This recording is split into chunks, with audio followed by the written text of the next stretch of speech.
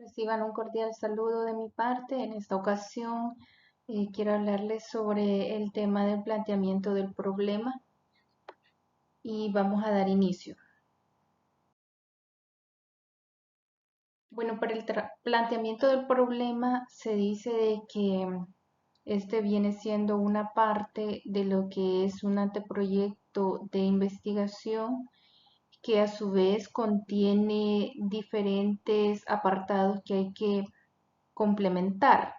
Entonces, en todo trabajo de investigación, en todo protocolo de investigación, el planteamiento del problema está presente y es una de los puntos bases de todo proyecto de investigación.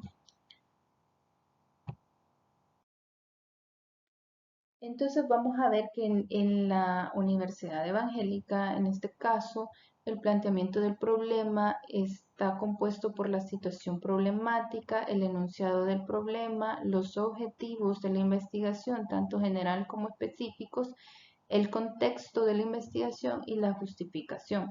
Menciono o aclaro que es en la Universidad Evangélica porque dependiendo de la institución, estos apartados pueden variar.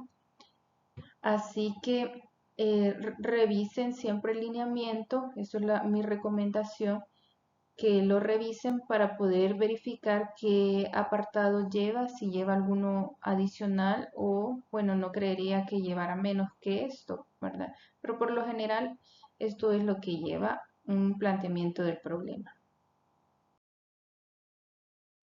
Y para empezar con la situación problemática, vamos a ver que esta va a describir lo que es el objeto de estudio y además de describirlo, esto conlleva más que todo los factores o el contexto en el cual se está desarrollando el problema de estudio. Incluso la situación problemática debe de llevarnos a ver la necesidad que existe del problema. Entonces, para eso podemos incluir algunas cuestiones como antecedentes, breves antecedentes, no historia en sí, sino que algún antecedente de este problema y pueden llevar esa situación problemática hasta la situación actual o el momento actual. También pueden incluir actores o instituciones que estén involucradas con el problema. Se pueden plantear algunas causas probables y, muy importante, también datos que demuestren la intensidad o la magnitud del problema.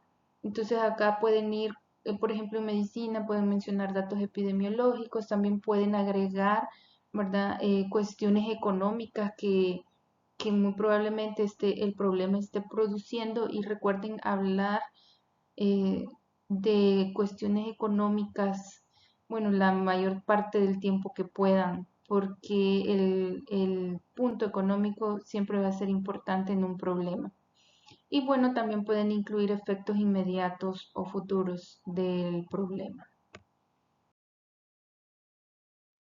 En cuanto al enunciado del problema, o también algunos otros lo llaman la pregunta de investigación, esta tiene mucha concordancia, así como también la situación problemática, no digo que no, pero esta prácticamente es el tema que hemos planteado en forma de pregunta.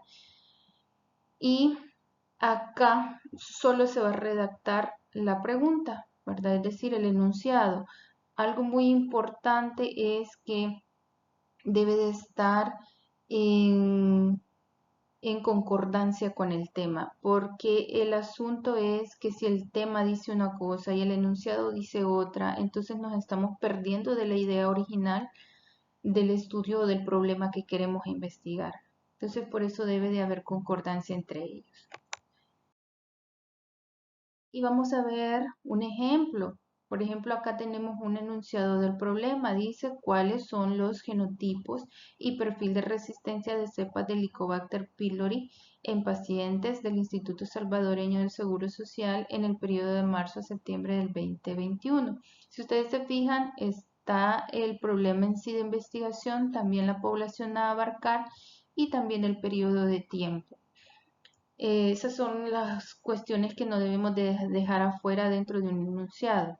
Sin embargo, la otra cuestión que quiero que vean es que el tema para ese enunciado debe de estar en concordancia. Entonces el tema, con ver el enunciado, podríamos decir que el tema tiene que hablar sobre genotipos y perfil de resistencia de Helicobacter pylori, ¿verdad? Entonces puede variar un poquito la redacción. Si ustedes se fijan en este ejemplo, varía un poquito la redacción, sin embargo la idea no se aleja. Entonces nos está dando una idea bastante clara de qué es el problema, qué es lo que se está o que se quiere investigar.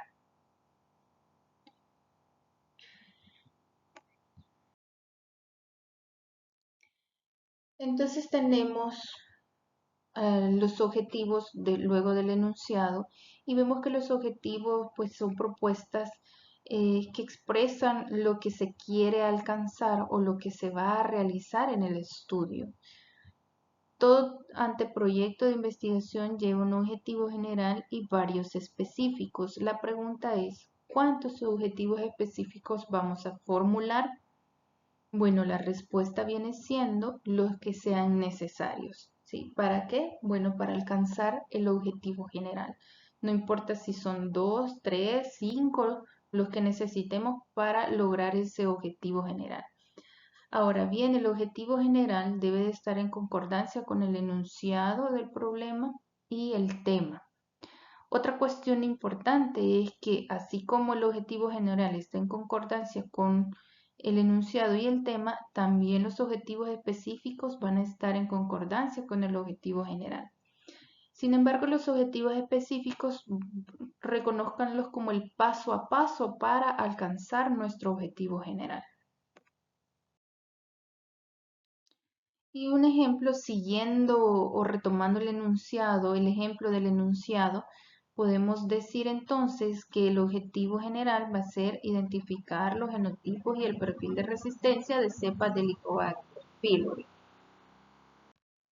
Se identifica la población y el periodo. Bueno, y ahora pasamos a los objetivos específicos. Como les decía, son el paso a paso. Entonces acá básicamente se han desglosado en dos, en determinar los genotipos y el otro que prácticamente sería identificar el perfil de resistencia. Entonces, esos vendrían a ser los paso a paso para poder alcanzar el objetivo general.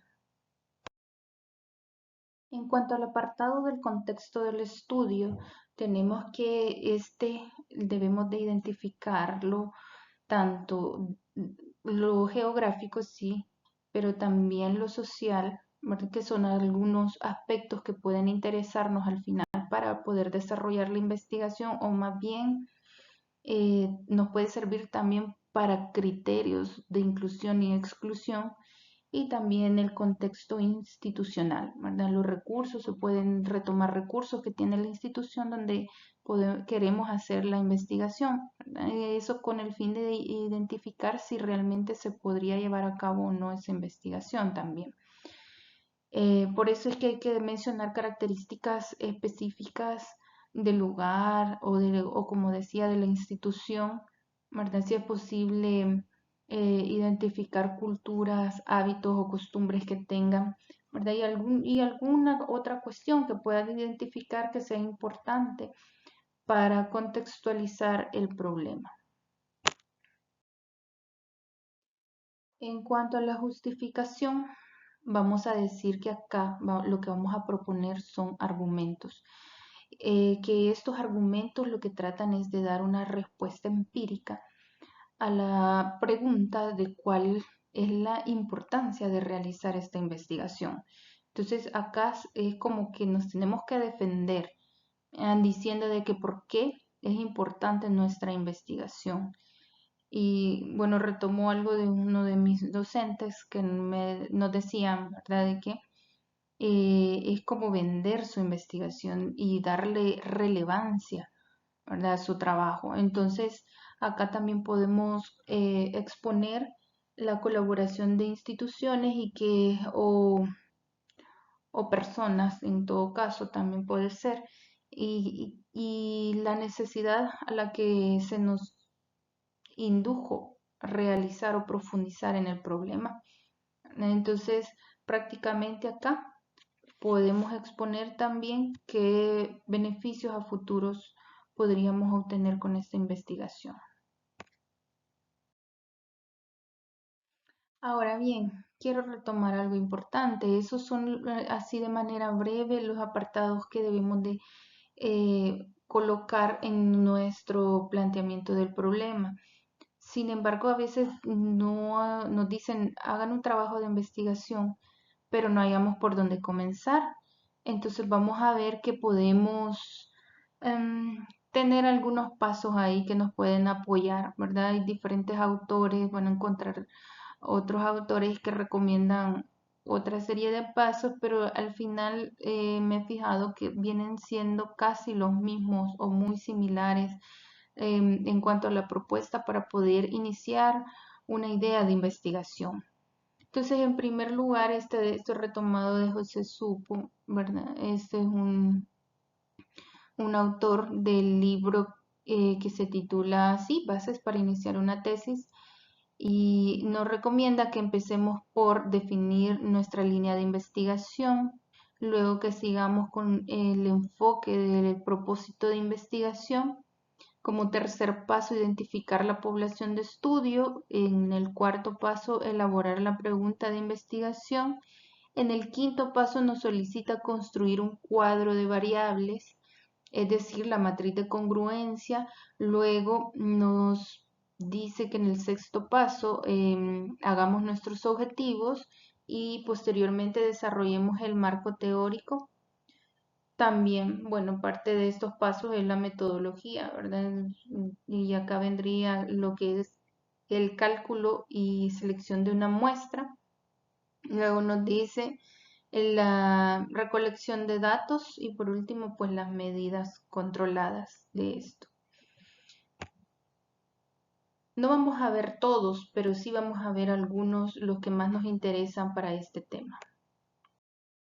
Entonces venimos con el paso 1, que es definir la línea de investigación. Vamos a ver algunos ejemplos en el área de la medicina y vamos a ver que nos dice que el tema de un trabajo de investigación está compuesto por dos elementos básicos. Uno, el propósito y dos, la línea de investigación, que prácticamente esto une el paso 1 con el paso 2. Entonces el propósito tenemos que definirlo y prácticamente qué viene siendo qué es lo que queremos estudiar.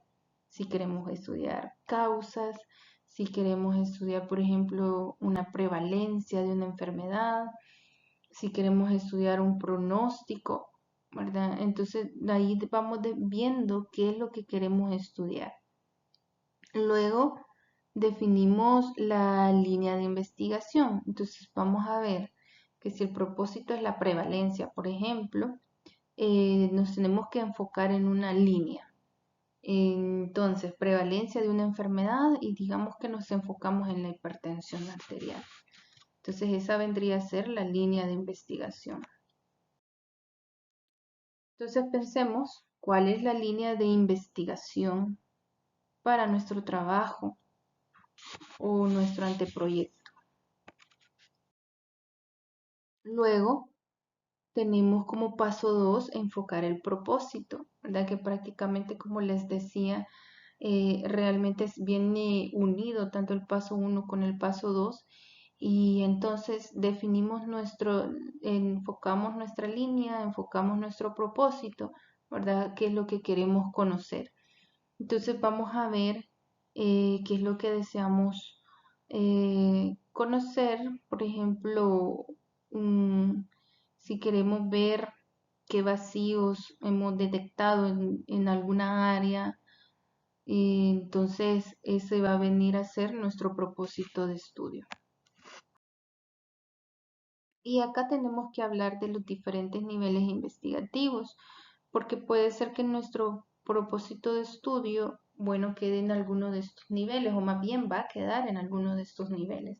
Entonces, vamos a ver que si queremos, por ejemplo, diagnosticar o solo o solo identificar, ¿verdad? Como decía también, diagnosticar, eso queda a nivel exploratorio. Si ya vamos a cuantificar, ya eso viene a ser a nivel descriptivo. Pero si ya queremos ver relación o pueden ser factores relacionados, entonces ya hablamos de un nivel relacional o correlacional, lo llaman algunos otros autores. Y si queremos ver, por ejemplo, complicaciones o pronósticos, entonces ya hablamos de nivel predictivo. O si queremos de hablar de una intervención, ya aquí hablamos de un nivel aplicativo. Entonces, ¿cuál será el enfoque el enfoque del propósito de su estudio? Respóndanse ustedes esa pregunta. En cuanto al tercer paso, vamos a identificar la población de estudio. Y se dice de que la población de estudio prácticamente va a ser el conjunto de personas en las cuales vamos a llevar a cabo nuestra investigación y que por lo tanto van a tener una relación. Entonces, no importa, ¿verdad?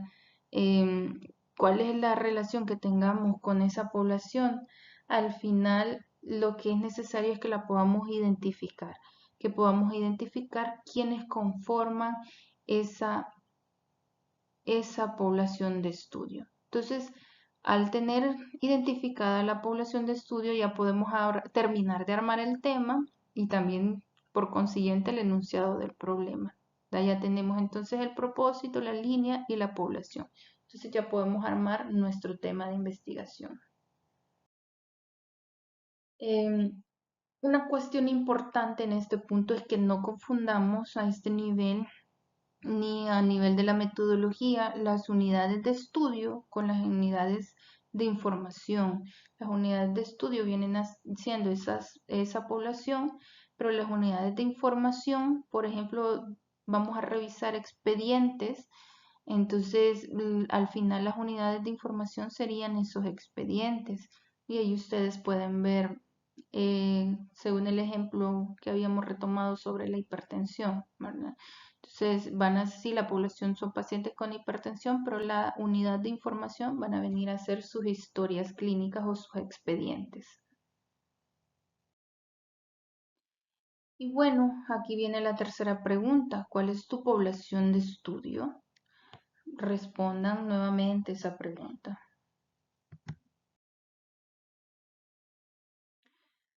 En cuanto al cuarto paso, vamos a ver que, como les decía, ya podemos empezar a elaborar esa pregunta de investigación o ya podemos elaborarla, ¿verdad? Retomando los tres pasos anteriores.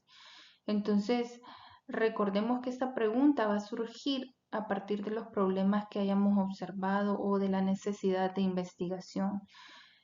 Sin embargo, lo que nos recomienda este autor es que antes de poder formular ya de manera definitiva esta pregunta, que revisemos bibliografía e incluso que estemos alerta de nuevas ideas, ¿verdad? Y que también nos recomienda buscar un asesor, ¿verdad? Siempre va a ser necesario un asesor, siempre van a ser necesarios evaluadores porque, bueno, porque nosotros empezamos a escribir nuestro trabajo, sin embargo, nosotros creemos que está todo bien. Entonces, las otras personas pueden ver cosas que hagan falta o que sea necesario cambiar en nuestra idea de investigación para que ésta cumpla con el método científico. Entonces, por eso es importante asesorarnos, ¿verdad? Y que ese trabajo sea evaluado.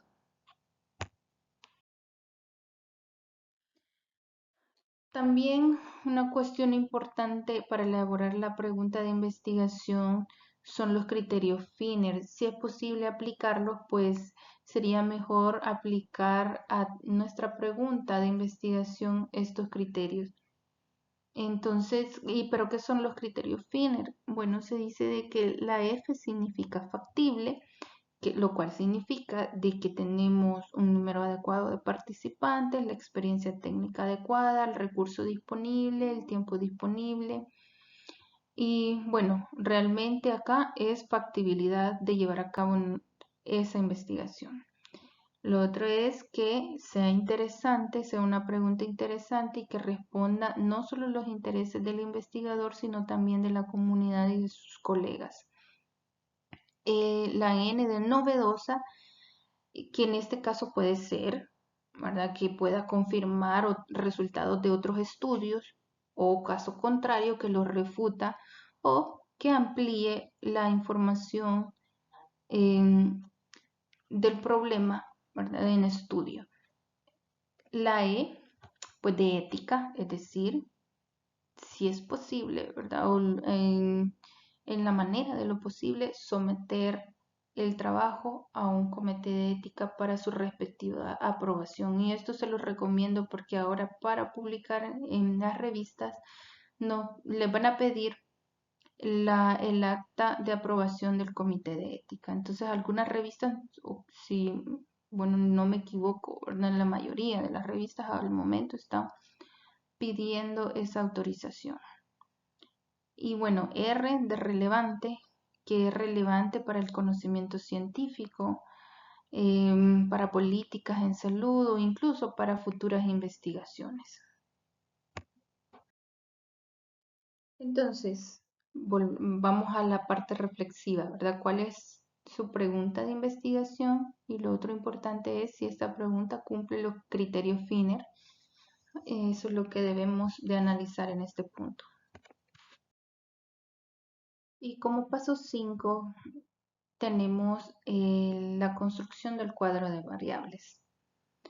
Vamos a ver que la matriz de congruencia o cuadro de variables es una parte muy importante a la hora de elaborar nuestro trabajo de investigación. Y como este autor lo llama, ¿verdad? Es un mapa del tesoro. ¿Y por qué lo llama así? Bueno, porque realmente nos ayuda a ver si hay una congruencia entre el tema, el objetivo, el enunciado, ¿verdad? Bueno, el objetivo general, los objetivos específicos, las variables que hemos seleccionado para medir, su conceptualización, así como los indicadores que hemos utilizado para poder medir nuestra variable. Entonces, la matriz de congruencia nos hace ver eso, ¿verdad? Si hay congruencia entre todo esto que hemos planteado. Es más, si comenzamos con ella, nos facilita mucho más realizar el planteamiento del problema, lo que es la justificación, la situación problemática, así como también la fundamentación teórica y por consiguiente pues la metodología. Entonces mi recomendación sería que empiecen un trabajo de investigación con esto.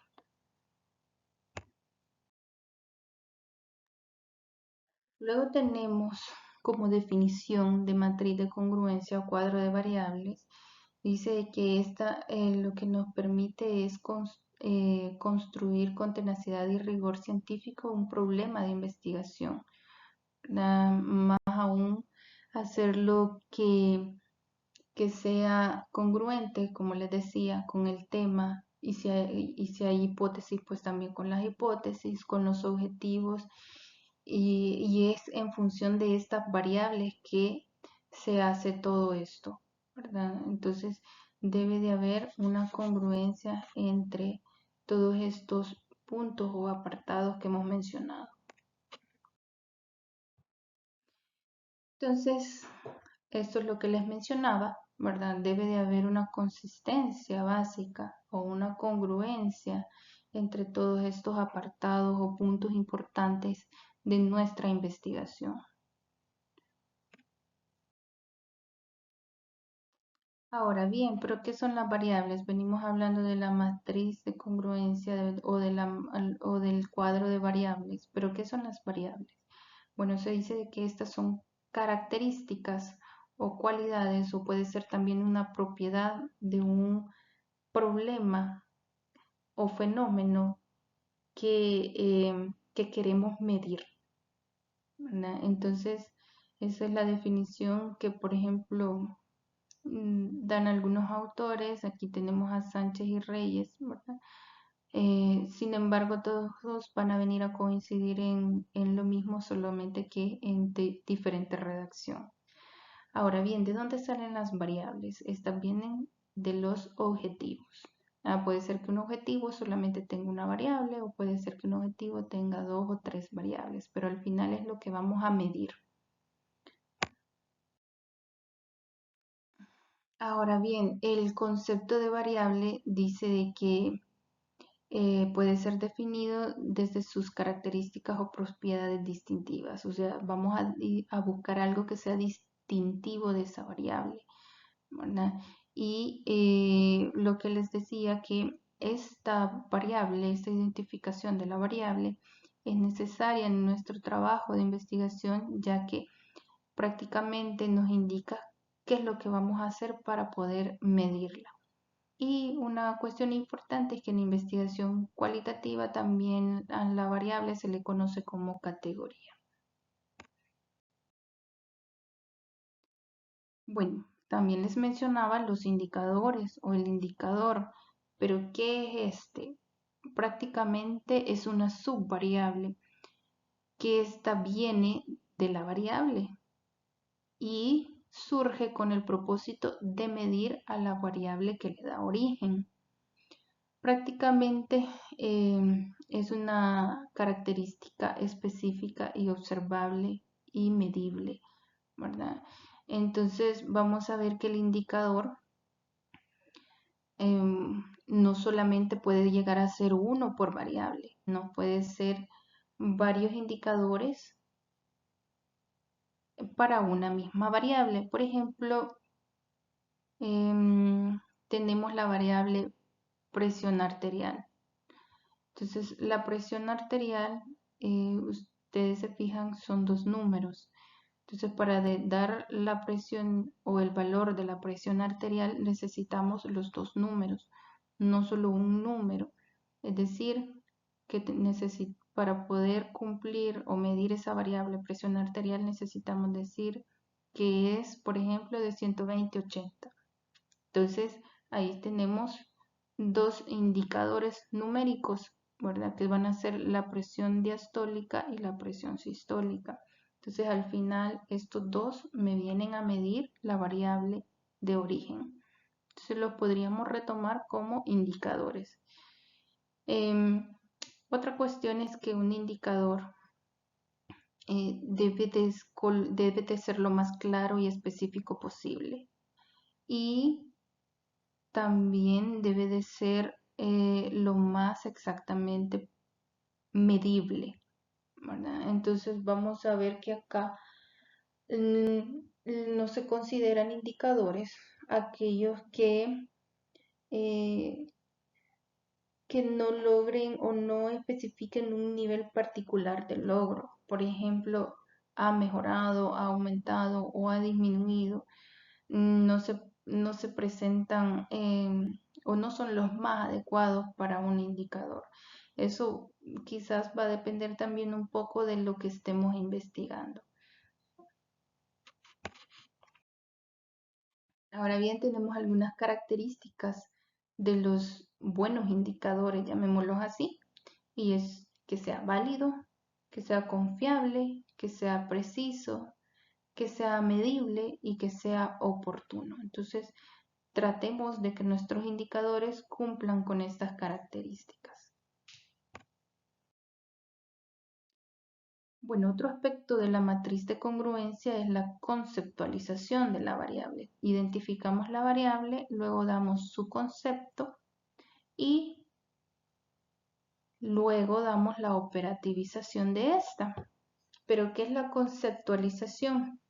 Bueno, la conceptualización es prácticamente cómo defino la variable dentro de la investigación o cómo voy a definir presión arterial, por ejemplo. Para mí presión arterial es aquella que se encuentra entre 120 y 80, digamos. Entonces ese va a ser mi concepto. La operativización de la variable es cómo la voy a medir, cómo voy a medir esa variable.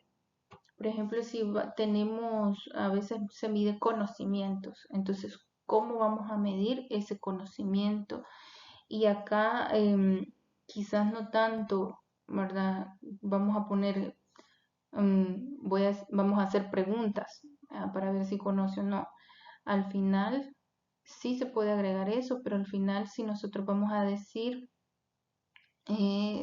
o que vamos a clasificar o el indicador va a ser si conoce o no conoce, entonces tenemos que sacar un puntaje, por ejemplo, ¿verdad? Entonces si tiene de 0 a 5 puntos, entonces no conoce, y si tiene de 6 a 10 puntos, entonces sí conoce. Entonces eso vendría siendo mi operativización de la variable.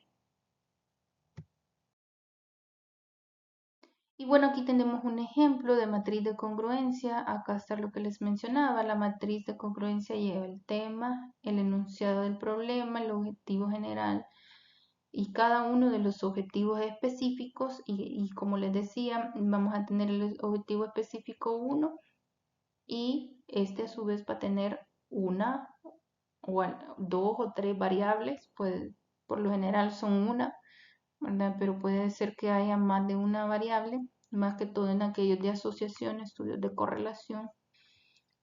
Y tenemos también la conceptualización de cada una de esas variables, la operacionalización y los indicadores, ¿verdad? Los que me van a medir esa variable. Bueno, esa era la estructura básica de la matriz de congruencia. Puede ser que en la universidad, por ejemplo, hay otro formato, ¿verdad? Que incluye más parámetros, pero eso es lo básico que debe de tener una matriz de congruencia. Y bueno, posteriormente tenemos los objetivos de estudio, que prácticamente estos son propuestas, ¿verdad? De lo que esperamos alcanzar o de lo que esperamos realizar en la investigación. Y acá está nuevamente la pregunta: ¿cuántos objetivos específicos se formulan? Bueno, ya saben la respuesta: los que sean necesarios para alcanzar nuestro objetivo general. Ahora bien, el objetivo general es, como decíamos anteriormente, es un propósito o lo que queremos alcanzar con la investigación. Y los objetivos específicos también ya lo mencionaba, que son el paso a paso para alcanzar nuestro objetivo general. Entonces, con el desglose de esos objetivos específicos, se nos hace un poco más fácil tener una idea de cómo alcanzar nuestro objetivo general. Por eso es muy importante saber cómo plantearlos, porque al plantearlos tenemos que pensar en la forma en cómo se va a medir ese objetivo también, y que me va a ayudar a alcanzar el objetivo general.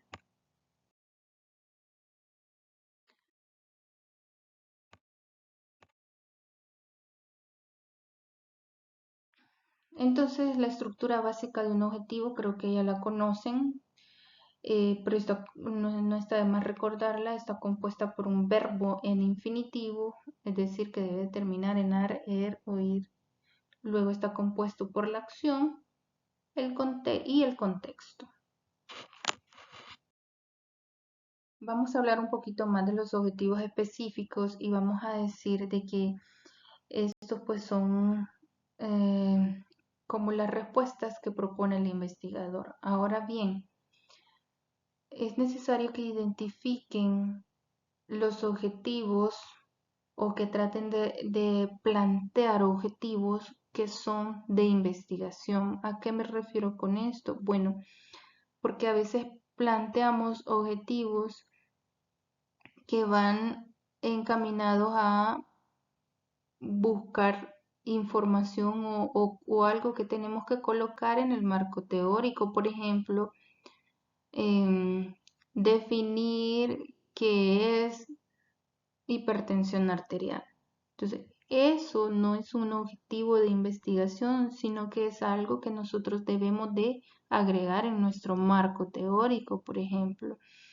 Entonces, los objetivos de investigación es qué es lo que voy a investigar en la población, ¿verdad? O qué es lo que voy a investigar sobre el problema, ¿verdad? Entonces, tenemos que tratar de crear ese tipo de objetivos de investigación, ¿ya?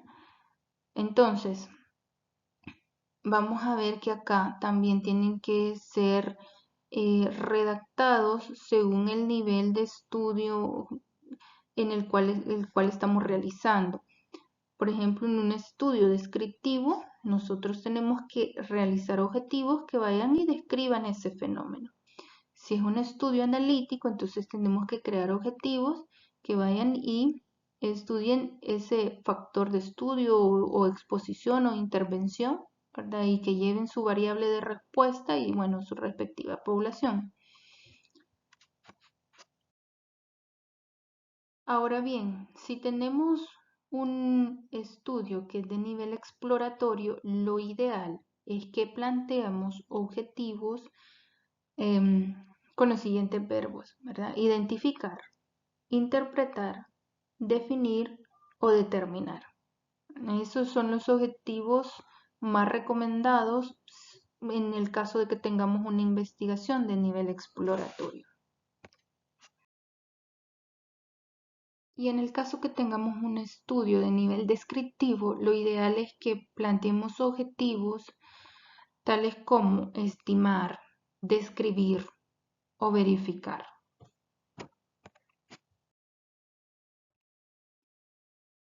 Y a nivel correlacional, podemos plantear objetivos que conlleven una comparación, o sea, comparar, asociar o medir. Entonces, eso indicaría un nivel correlacional.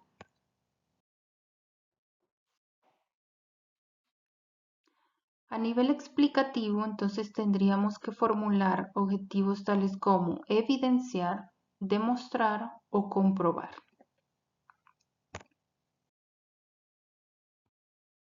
Y a nivel predictivo, tendríamos que utilizar objetivos tales como predecir, pronosticar o prever.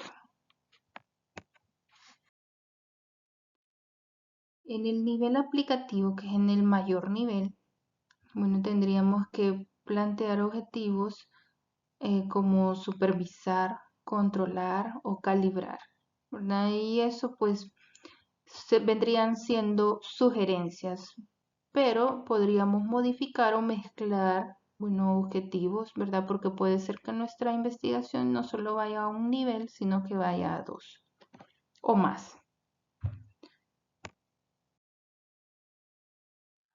Bueno, y con esto pues le doy por finalizada esta presentación y les dejo acá la bibliografía sugerida y espero que les sirva de provecho esta presentación. Muchas gracias.